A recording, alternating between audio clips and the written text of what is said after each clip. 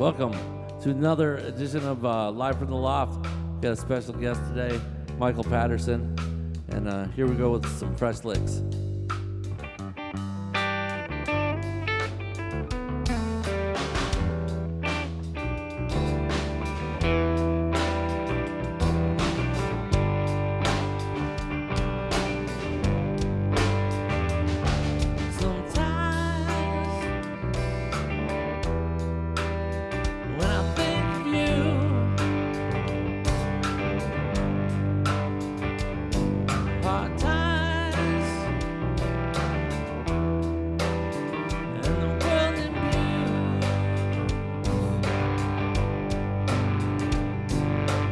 In the car and drive, man, we felt alive, 'cause it all comes clear in my review.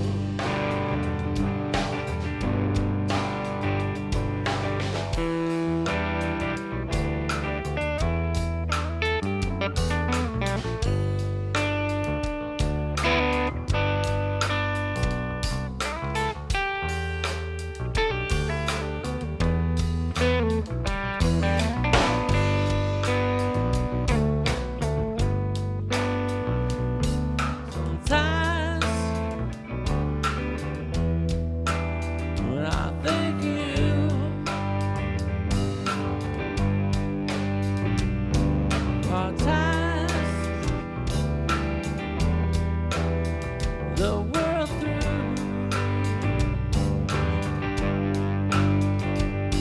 Peter Pan is the place to go, born to rest your soul. It always comes clear in my review.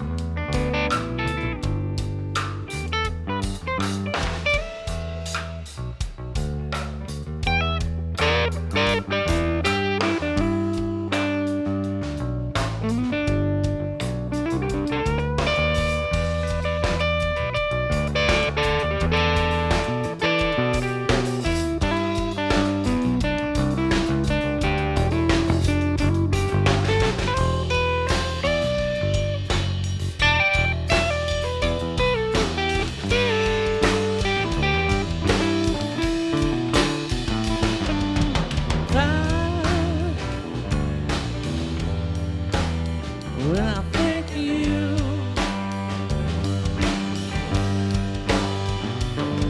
hard times and the world of you, this is you. Get in the car and drive, and we felt alive, but it always comes clear in my review.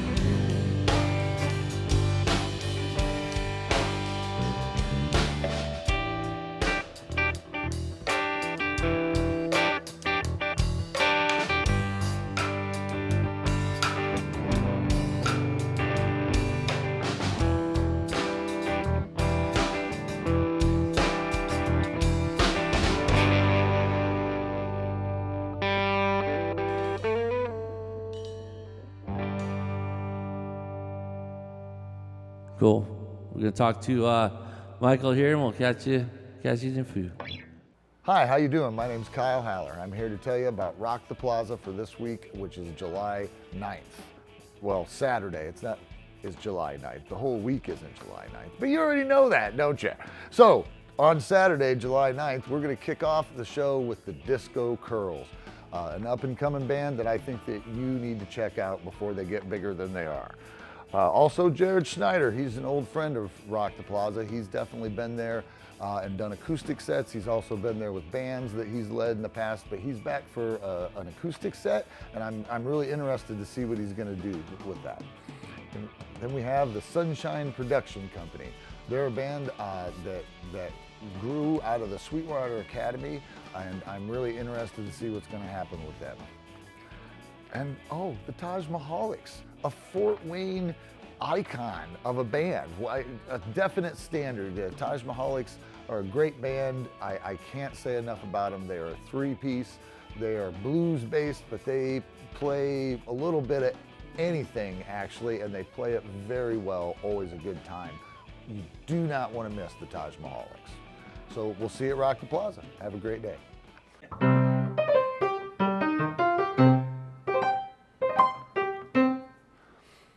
Hey, my name's Kyle, and I'm here today to talk a little bit about some piano tips for you. First one I want to talk about is how to hold your hand. This is actually extremely important. You want to hold your hand like you have a ball in it, just like this. And there's a reason. If you try to hold your hand straight, you can't really get to all the keys quite right. If you try to do it like this, you can't quite get to them. But if you hold your hand like you have a ball, this amazing thing happens, and all the tips of your fingers touch the piano keys, so you can use all of them to play.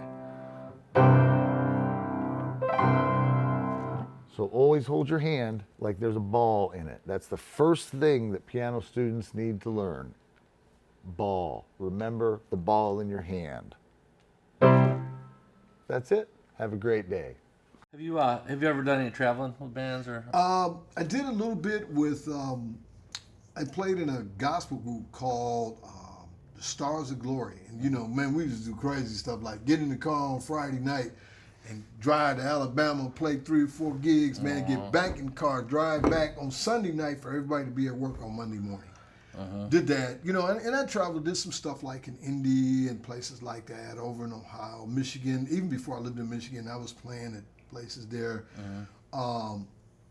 doing stuff like that. I was never really that super interested in touring. I like to sleep in my own bed, you know. Yeah, touring's tough, man. Oh gosh, and yeah, we were just talking to your Fork boys last night about that, and I think they were doing 140 shows a year, and I mean, it's crazy, you know. You drive to Denver, Colorado, you got to turn around and drive to Missouri or something the next night. Just ridiculous things like that just, yeah, that just takes a lot. I know, I remember back when the Boom Boys were doing that a lot, you know. and they seem to love it, though. Yeah, you know, I talked to those guys. They loved it. And I was like, what, man? Like Jamie telling me about taking a bath in a black tub in England. He ever tell you that story? Oh. He said, you know, he saw this. Oh man, it's a black tub. He never seen this in England. Because they over there they would stay with people, Yeah, especially like on the rockabilly circuit. Yeah, and he says he starts running water and realized it was dirt, man. Started like dirt in the tub. Oh, it's And they would talk about how much fun it was, and I'm sitting there going, "Woo, not me." Yeah. No thanks, man. Yeah, that Europe stuff they did was pretty cool. Yeah. I've heard a lot of different stories. Never heard that story. Oh gosh, yeah. He told me that one. I did one I would have really taken if it had come. Was almost got a chance to go to Poland with Yo-Yo Pa. That would have been great. Oh wow, I would have loved that. Yeah, so. That would have been cool. Yeah, you do a lot of videos. You know, you're getting into that a lot lately. I was on your YouTube channel the other day, and that's growing, man. You're getting a lot of content in there. I'm getting there. Part of that is Gio. Oh, yeah? Gio Connor. Because what happened is, like, you know, Gio's like a mentor to me, man. I mean, Gio's a mentor to all of us, man. This dude is like, you know, monster. Mm-hmm. So I would send Gio these, you know, just tracks I'd be working on, and I'd send them on Google Drive, and I think because of what his wife does, it's like, you know, they've got like firewalls. Hey, man, I can't get that. He goes, why don't you just put it on YouTube? And he said, I just put some images or something. I figured, well, if I'm going to put images, I might as well put video on it. Yeah. So a lot of that grew out of me just sharing files with Gio and putting video behind it. So I said, you know, I started to videotape myself doing some of it. And other times I just, let me put some images. Yeah, I think the content I was getting great. I think one of the first ones I saw was Mr. Jones. Yeah, love that video. Corey, my friend Corey, did that. Lives in Fairfield Manor, And remember, Corey came over here and filmed some stuff too with this. Yep. I think he filmed some of the rehearsals we did with Big Jaw. Oh yeah, yeah, Clint was here. yeah. Clint's great, man. Oh gosh, Yeah, that dude's amazing. Too. yeah. I love him, man. He's a great guy, nice guy, amazing musician. Yeah. He did some pedal steel work on my last album, I think. Yeah, which was Clint is like he's a phenomenal guitar player, and he used to crack me up because I said, well, "What did you do there?" And he goes, "Man, I don't know. You know, I can't explain it." And so you just listen. So I would just listen, but it was a good way to learn his material too. What was some of the influence on Mr. Jones? Tell us a little bit about that song and the. You know, it's kind of weird because when I play like that kind of stuff, people say, "Well, who's your favorite like early blues artist?" And most people would guess it's Robert Johnson, but it's not. It's Skip James, who was a little bit later. But I like Skip James, and probably that song might have been influenced a little bit by Willie Brown. It's kind of odd because it's got that country blues feel to it, but it's also got a little country lick in it, kind of a thing. But probably that, you know, because it's one of those things that's one of the first songs I wrote in open G tuning, I think. And that was an influence. Like I said, probably Skip James and Willie Brown more so than Robert Johnson on those. Yeah, I think that's. So when you're writing, do you generally come up with lyrics first, or do you have a riff or write a rhythm and then just kind of work around that, or do you have a way of doing that, or does it just kind of come? Yeah, it just kind of comes when you're doing it. I'm scattered. So sometimes it's a riff. I think that was started with a riff, if I remember correctly. Oh, and that's the other thing. I tell you who the biggest influence on that song was Kent Cleet. Oh, really? Yeah. Because I wanted to write, and I was living in Fairfield Manor, and Kent was there at the time. And Kent said, "Hey, man, just take these songs and, like, you know, pick up the guitar and play and just sing and get it out and then work it out." So he, like, really pushed me to just work through them. So Kent influenced that because I got this lick, and I decided, you know, to write some lyrics. Other times, it's like I may have written a poem, like I wrote this song. It's I'd rather be a politician than a preacher, you know, and that started with all the lyrics first. Yeah, I love the lyrics on that.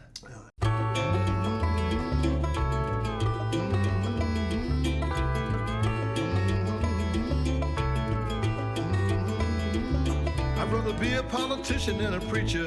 Never worry about doing what's right.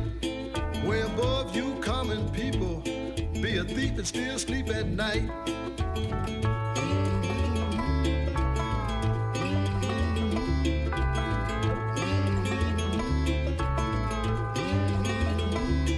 I'm a demagogue, not a God-fearing soul. Tell any lie I wanna say, just to ride the popularity pole. Have everything my way.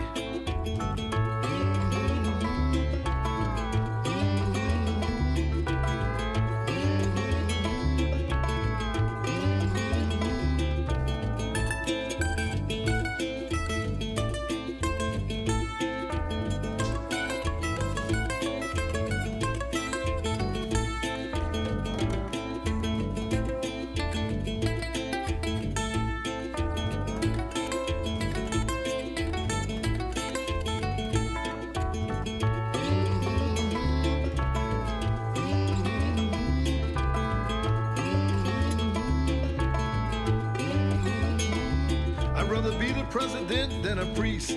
Be the one, not one of 11. For some say it's better to rule in hell than to serve a God in heaven.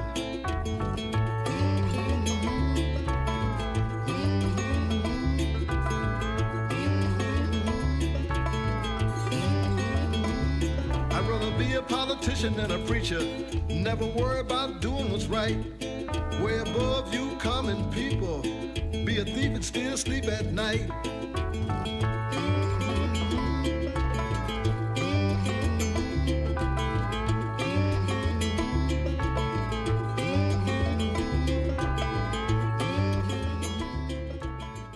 And right now, I was playing for Troy. I got this song working with Dave Trevino, and I wrote this song together. And it was like, yeah, it's just some kind of like rhythm tracks I had written.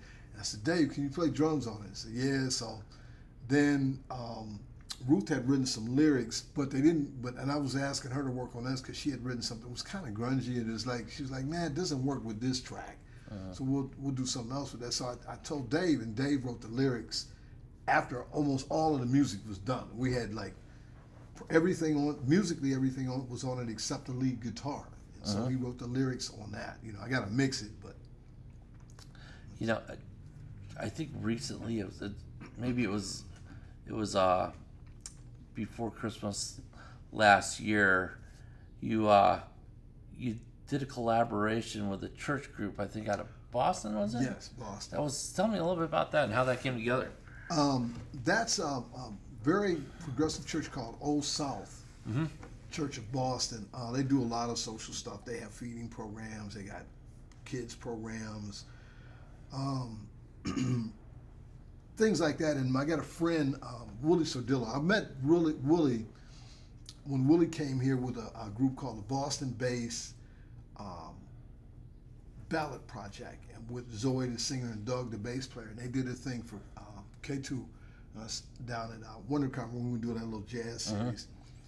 And so Willie and I we started talking, and you know, I had videotapes and stuff for him, just sent it to him just so he could see it. And he asked me if I would collaborate with him. So he sent me this track, and he said it's kind of a free jazz thing because he knows I'm into free jazz. And he sent me this track and asked me if I could play some stuff on it, like guitar and percussion. So I did. You know, played nylon string guitar, and believe not that I play them correctly or play them great, but then I added tabla onto it and sent them a video because they were doing this Thursday jazz church service, particularly during COVID when they did it all remote. So that worked out fairly well. So what was that? I think it was last year. They were getting ready to shut down the series for the summer in May, and he said, hey man, we would love for you to do something else for us. And he said, but we want to send you a song that we want you to add to, and then we want you to write a song for us. And I said, okay. So that particular song I wrote, and it was interesting because I had the concept in my head, but I wanted to do something different. So I wrote it on, you know, like in 12 tone, like serialism, and it's like, normally sounds odd. It's like a system that probably was pioneered by Arnold Schoenberg. Webern used it, different people use it, where that concept is that you have to use all 12 notes in a chromatic scale, you know, in different orders, but you can't repeat anything until you've used every note.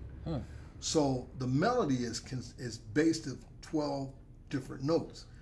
So normally it sounds kind of strange when people do that. So I sent it to him, but I harmonized it on guitar by using, you know, those notes as partials of chords. So I might write a chord that would fit in the chord progression.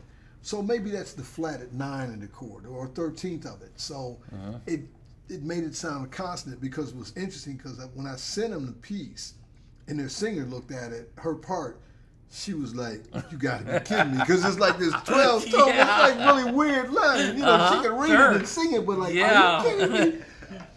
Wow. And so, you know, Willie said, he told the band, he says, no, trust him. He's like, when he, you know, I've heard the harmonization. He said, it actually works. So, you know, I told Willie, hey, put a saxophone intro up front and just, here's the chord changes. And I sent him my part. And what they sent me back just blew me away. Ruth and I had done the earlier demo, and they changed the key because Zoe wanted to sing it a tritone lower. Yep. And, you know, the accompaniment they put together themselves and stuff like that. But I was blown away when I got it back.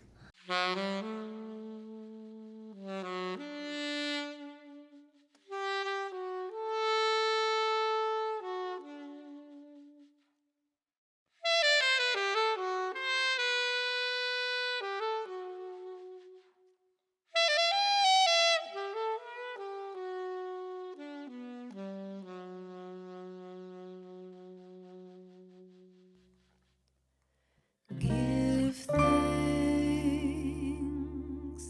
God giveth all we need.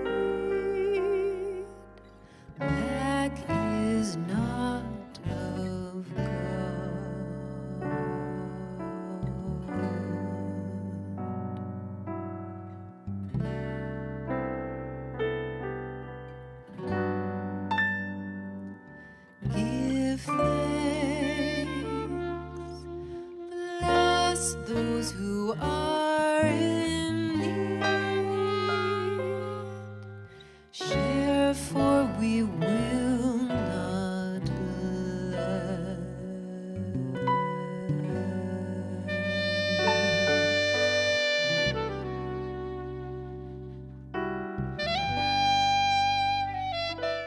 They're an amazing group. Yeah, I caught that. I think I caught it live when they went, and I just lucked out. And you told me about it, and I hopped online, and I was enthralled. I really enjoyed it. So I watched the whole thing. That was neat. We got lots of stuff with Michael. I think we're gonna have him on here quite often. I'd like to start going through your catalog of work, because I'm just even going through YouTube. There's lots of stuff there. So it was great talking to you. We're going to wrap this one up, and we're going to play Mr. Jones so you guys can listen to that, and we're going to look forward to having you on here again. Thanks, Thank Michael. you. Thanks, man. Yep. Good seeing you guys. Yep. Thanks a lot. Thanks.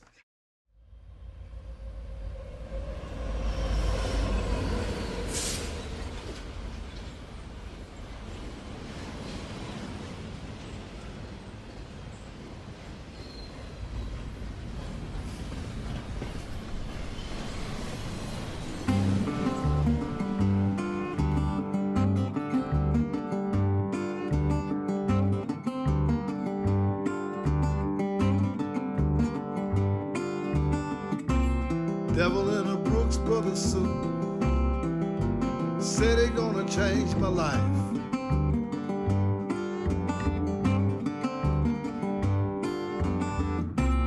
All he want is my mother, my daughter, and my wife.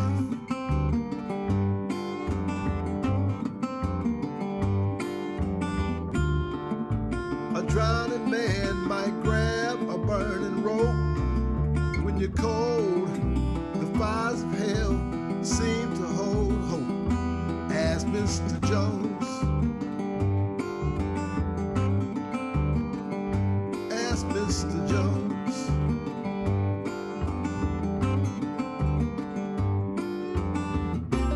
Once I saw, now it seems we've all gone blind.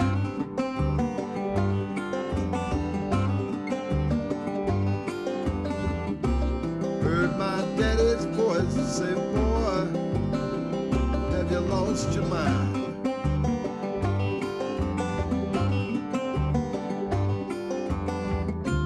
Get too hungry, you eat brains from a dead dog's head. But a greedy man, a choke on honest bread. Ask Mr. Jones. Ask Mr. Jones.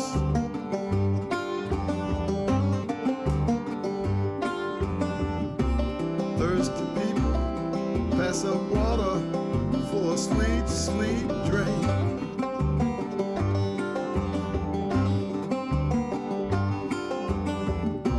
Sugar plum messiahs tell them not to think.